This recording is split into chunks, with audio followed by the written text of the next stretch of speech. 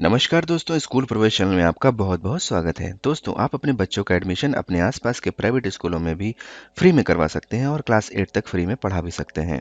जी हाँ दोस्तों, बिल्कुल सही सुना आपने। ऐसा पॉसिबल है आरटी एडमिशन उत्तर प्रदेश के जरिए।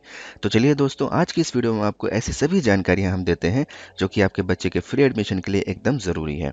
और एज ए पेरेंट्स आपको यह जानना भी बेहद ज़रूरी है। इस वीडियो में हम आपको उत्तर प्रदेश एजुकेशन डिपार्टमेंट द्वारा निकाली गई ऑफिशियल नोटिस के माध्यम से वह सारी जानकारियाँ देंगे जो एडमिशन के लिए बेहद ज़रूरी है। जैसे कि बच्चे की उम्र कितनी होनी चाहिए, बच्चे के एडमिशन के लिए आपके पास क्या क्या डॉक्यूमेंट्स होने चाहिए, आपके एज अ पेरेंट्स के डॉक्यूमेंट्स लगेंगे और एज अ बच्चे का क्या डॉक्यूमेंट्स लगेगा एडमिशन के लिए, फॉर्म को कैसे भरा जाएगा, ऑनलाइन भरा जाएगा या ऑफलाइन भरा जाएगा, फॉर्म भरते टाइम क्या क्या सावधानियां बरतनी होंगी, ये सारी जानकारी हम आपको इस वीडियो में देंगे। तो चलिए आगे बढ़ते हैं और आपको पूरी जानकारी ऑफिशियल नोटिस के माध्यम से देते हैं। तो दोस्तों, आपके सामने ये जो नोटिस है, ये उत्तर प्रदेश सरकार द्वारा जारी की हुई नोटिस है जो कि आरटी एडमिशन से रिलेटेड है। तो दोस्तों, ये आप देख सकते हैं कि दिनांक 8 सितंबर 2025 को जारी हुई है। और दोस्तों, इसमें बहुत सी अन्य जानकारियां भी हैं जो कि अधिकारियों के लिए हैं और विद्यालयों के लिए हैं। वो आपके बच्चे के एडमिशन के पॉइंट ऑफ व्यू से एज अ पेरेंट्स आपको जानना इंपॉर्टेंट नहीं है। तो बच्चे के एडमिशन के पॉइंट ऑफ व्यू से एज अ पेरेंट जो आपको जानना चाहिए, वो सारी जानकारियां मैं आपको यहाँ पर दूंगा। तो पॉइंट नंबर 1 में यही बताया गया है कि आरटीई एडमिशन के तहत आपको अपने बच्चे के आपके आसपास के प्राइवेट स्कूलों में फ्री में एडमिशन और पढ़ाई की सुविधा दी जाती है अगर आप या आपके बच्चे अलाभित समूह या दुर्बल वर्ग में आते हैं। तो दोस्तों, इसमें यह भी बताया गया है कि आपके आसपास के जो प्राइवेट स्कूल हैं उनमें जो एंट्री लेवल कक्षाएं हैं, entry level in the sense जैसे कि nursery, pre primary, KG, class 1, ये जो कक्षाएं होती हैं जिनमें बच्चे का पहली बार एडमिशन होता है, तो इन कक्षाओं में उनकी जो टोटल सीट होगी, उनका 25% जो सीट होता है वो आरटी एडमिशन के लिए रिजर्व्ड होता है। उदाहरण के तौर पर अगर किसी स्कूल में क्लास 1 में टोटल 40 सीट है एडमिशन के लिए, तो दोस्तों 40 सीट में से 10 सीटें जो होंगी वो आरटी एडमिशन जो कि फ्री वाला एडमिशन होता है उसके लिए एलिजिबल होंगी। तो दोस्तों, इस वाले पॉइंट में यही बताया गया है। और आगे बढ़ते हैं और यहाँ पर बताते हैं कि ऐसे कौन से बच्चे हैं जिनको अलाभित समूह या फिर दुर्बल वर्ग में गिना जाएगा। तो दोस्तों, पॉइंट नंबर 1 में यहाँ पर बताया गया है कि अनुसूचित जाति से बिलोंग करने वाले जो बच्चे हैं वो अलाभित समूह के अंतर्गत आते हैं। अनुसूचित जाति जिनको कि शेड्यूल कास्ट, एससी कैटेगरी बोला जाता है, अनुसूचित जनजाति, शेड्यूल ट्राइब जिनको कि एसटी कैटेगरी में गिना जाता है, और सामाजिक और शैक्षणिक रूप से पिछड़ा वर्ग जैसे कि OBC, non creamy layer, EWS, ये जो बच्चे आते हैं ये आपके अलाभित समूह के अंतर्गत आते हैं। इसी तरीके से जो निःशक्त बच्चा है वो भी आपका अलाभित समूह के श्रेणी में आता है। पॉइंट नंबर 2 में बताया गया है कि ऐसे माता पिता जो कि दुर्भाग्यवश किसी गंभीर बीमारी से पीड़ित हैं जैसे कि एचआईवी अथवा कैंसर, तो ऐसे बच्चे जो हैं वो भी आपके अलाभित समूह में आएंगे। तो दोस्तों, इसी तरीके से जो निराश्रित या फिर बेघर बच्चा है वो भी अलाभित समूह के अंतर्गत आता है। दूसरी जो कैटेगरी यहाँ पर डिफाइन की गई है वो है दुर्बल वर्ग। तो दोस्तों, दुर्बल वर्ग में कौन कौन से बच्चे आते हैं? दुर्बल वर्ग में वो बच्चे आते हैं जिनके माता पिता, अगर दुर्भाग्यवश बच्चे के माता पिता नहीं है तो उनका कोई गार्जियन है जिसको कि संरक्षक यहाँ पर बताया गया है। तो दोस्तों, ऐसे माता पिता ऐसे माता पिता या फिर संरक्षक जो कि बीपीएल कार्ड जिनके पास है, जो कि बीपीएल कार्ड है जिनके पास, वो जो है आपके दुर्बल वर्ग की श्रेणी में आते हैं। अथवा अगर बीपीएल कार्ड नहीं है तो ग्राम विकास विभाग की सूची में उनका नाम जो है वो सम्मिलित है कि वो गरीबी रेखा से नीचे की कैटेगरी में आते हैं। इसका जो सत्यापन होगा वो पंचायत सचिव के माध्यम से किया जाएगा। इसी तरीके से ऐसे माता पिता या गार्जियन जो कि दिव्यांग हैं या वृद्धावस्था या विधवा पेंशन प्राप्त करता है, इनके बच्चे भी दुर्बल वर्ग की कैटेगरी में आते हैं और ये आरटीएम एडमिशन के लिए फॉर्म भरने के लिए पात्र हैं।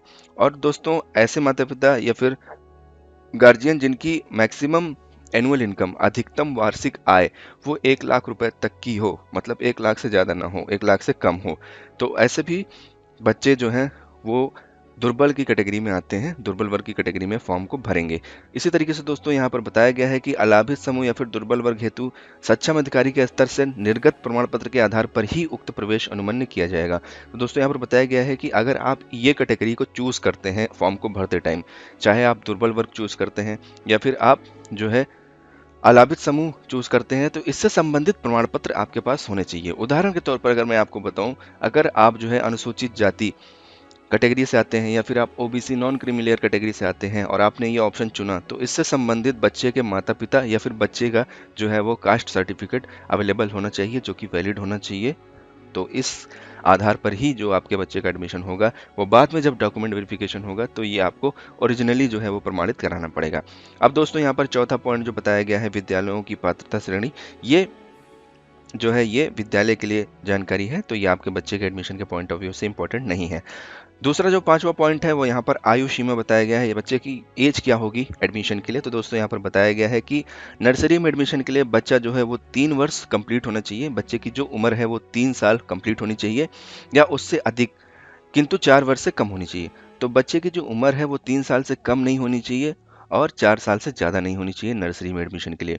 एलकेजी के लिए 4 वर्ष कंप्लीट होनी चाहिए, मतलब कि 4 वर्ष से कम नहीं होनी चाहिए लेकिन 5 वर्ष से कम होनी चाहिए, 5 वर्ष से ज़्यादा नहीं होनी चाहिए। इसी तरीके से यूकेजी के लिए बच्चे की जो उम्र है वो 5 साल कंप्लीट होनी चाहिए लेकिन 6 साल से कम होनी चाहिए। और इसी तरीके से कक्षा 1 में एडमिशन के लिए 6 साल कंप्लीट होनी चाहिए लेकिन 7 साल से कम होनी चाहिए, 7 साल से ज़्यादा नहीं होनी चाहिए।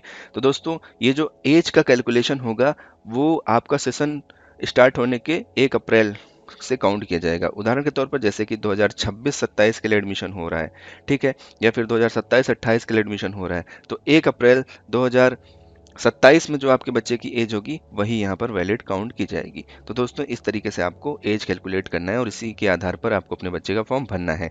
तो दोस्तों अगर आपको इसमें भी कन्फ्यूज़न है तो कोई बात नहीं, जब आप अपने बच्चे का ऑनलाइन फॉर्म भरेंगे तो वहाँ पर जैसे ही आप अपने बच्चे का डेट ऑफ बर्थ यानी कि जन्म तिथि डालेंगे फॉर्म में, तो वो ऑटोमेटिक वहाँ पर आपको दिखा देगा कि आपका बच्चा किस क्लास में एडमिशन लेने के लिए पात्र है। वहाँ पर क्लास जो है वो ऑटोमेटिक सेलेक्ट हो जाएगी।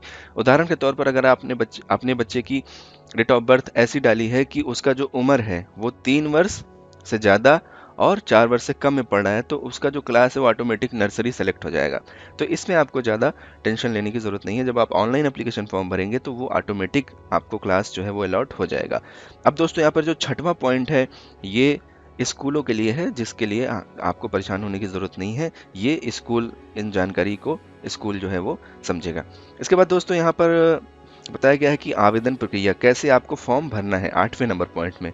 तो दोस्तों यहाँ पर बताया गया है कि जो ऑनलाइन फॉर्म भरे जाएंगे वो पोर्टल से ही भरे जाएंगे, जो कि वेबसाइट है उसके जरिए आपको ऑनलाइन फॉर्म भरना है। तो दोस्तों जो वेबसाइट है वो www.rt25.upsdc.gov.in, इस वेबसाइट पर जाकर आप बच्चे का फॉर्म भर सकते हैं।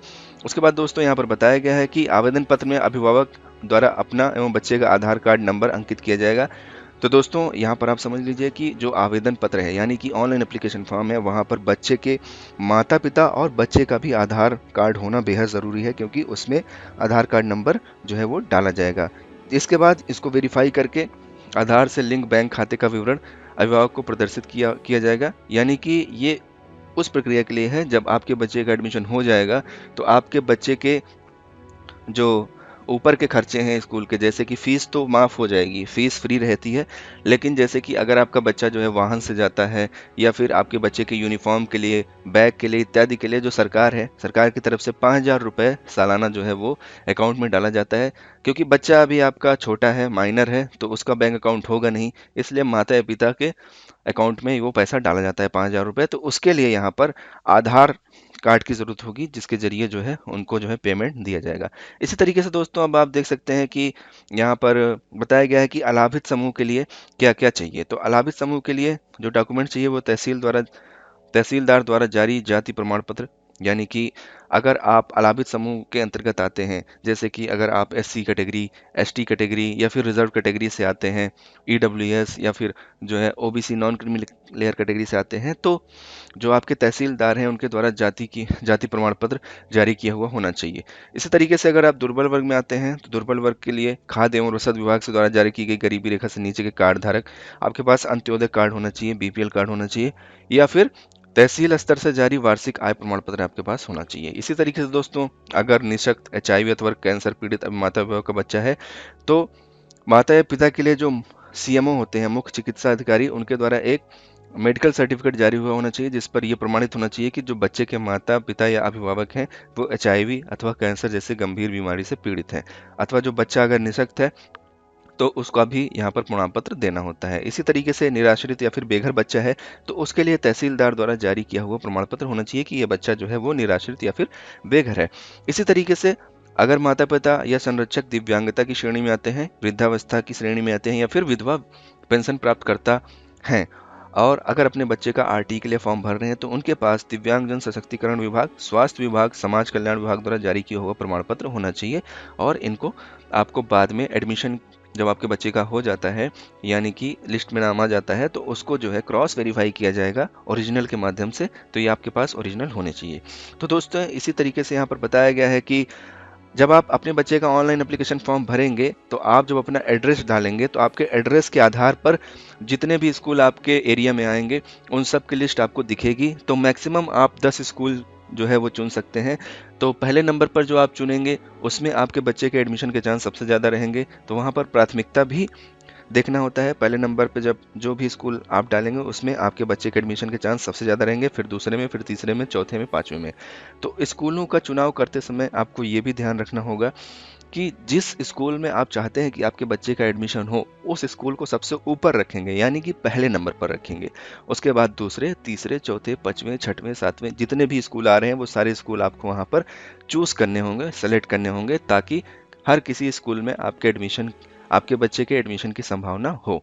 तो इसी तरीके से दोस्तों आपको स्कूलों का चुनाव करना है। उसके बाद दोस्तों अगले पॉइंट में लिखा हुआ है कि अभिभावक द्वारा लॉटरी चरण में एक बार आवेदन किया जाएगा।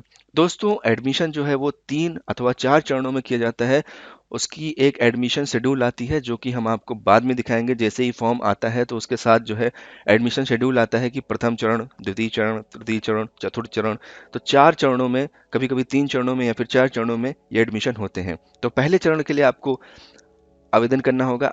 अगर सपोज़ दैट आपके बच्चे का पहले चरण में एडमिशन नहीं होता है, तो आप दूसरे चरण में भी आवेदन कर सकते हैं, फिर तीसरे में कर सकते हैं, फिर चौथे में, पाँचवें में, इस तरीके से जितने भी चरण होंगे, उसमें आप अपने बच्चे का एडमिशन के लिए ऑनलाइन एप्लीकेशन फॉर्म भर सकते हैं। तो दोस्तों अगर किसी भी चरण में आपके बच्चे का नाम आ जाता है, आपके बच्चों को स्कूल अलॉट हो जाता है, तो आप उस स्कूल में अपने बच्चे का एडमिशन करवा सकते हैं। इसी तरीके से दोस्तों आपके आवेदन पत्र को जो है वो सत्यापन किया जाता है अलग अलग लेवल पे। ये आपके काम की जानकारी नहीं है। उसके बाद दोस्तों यहाँ पर चयन प्रक्रिया बताया गया है कि कैसे सिलेक्शन होता है। तो दोस्तों जो सिलेक्शन होता है वो रेंडमाइजेशन और अलॉटमेंट के जरिए होता है। रेंडमाइजेशन का मतलब है कि जो आपके द्वारा ऑनलाइन एप्लीकेशन फॉर्म भरे गए हैं, सपोज दैट अगर 100 बच्चों ने फॉर्म भरा हुआ है, तो 100 बच्चे का जो फॉर्म है वो कैटेगरी वगैरह के हिसाब से और स्कूल जो आपने चुना है उस हिसाब से रेंडमाइजेशन किया जाएगा, और आपको एक लॉटरी नंबर अलॉट किया जाएगा, और उसी तरीके से आपके बच्चे का लॉटरी में नाम आएगा। उसके बाद दोस्तों आपने जो भी अपने बच्चे के लिए एडमिशन के लिए स्कूल चुने हुए हैं, उस आधार पर जो है वो आपके बच्चे को स्कूल अलॉट किया जाएगा। तो दोस्तों ये जो आपका जो लॉटरी में नाम आया है या नहीं, इसकी एक पर्टिकुलर डेट होती है। उस डेट को इस वेबसाइट पर, जो आरटी की वेबसाइट है, यहाँ पर आपके बच्चे का जो नाम है वो आ जाएगा। अगर आपके बच्चे का नाम आया है तो इसी तरीके से आप वहाँ पर जाकर देख सकते हैं, और आपको एसएमएस के द्वारा भी सूचित सूचित किया जाएगा कि आपके बच्चे का चयन हुआ है या नहीं। इसी तरीके से अगर आपके बच्चे का चयन हो गया है, तो आपको जो है जाना है, और उसके बाद उस पर्टिकुलर स्कूल में जाके अपना जो है वो बात करना है, देखना है कि कहाँ पे हुआ है, कैसे हुआ है। उसके बाद दोस्तों जो भी आपके बच्चे का एडमिशन होगा, वहाँ पर आपको जो खंड शिक्षा अधिकारी हैं, वहाँ पर जाकर आपको एक बार जो है सारा आपको जो आपके जो दस्तावेज हैं वो सब आपको वेरीफाई कराने पड़ेंगे।